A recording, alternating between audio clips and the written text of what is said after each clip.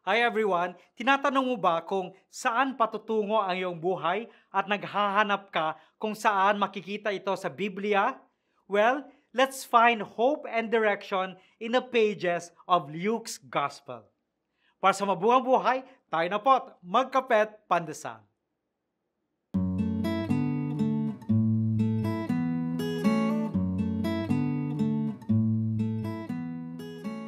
Have you ever felt lost or alone, seeking solace in the darkness?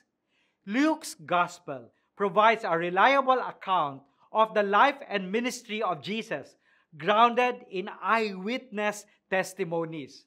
By emphasizing the fulfillment of Scripture, Luke underscores the reliability of God's Word. Ang pagtitiwala natin ay nandun sa salita ng Diyos.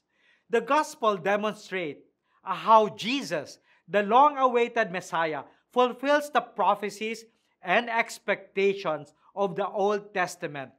This fulfillment assures us that God's promises are trustworthy and that His plan for humanity is unfolding as promised. So let us pray. Lord, when faced with difficult choices, guide us to your word. May we seek your wisdom and make decisions aligned with your will. Amen.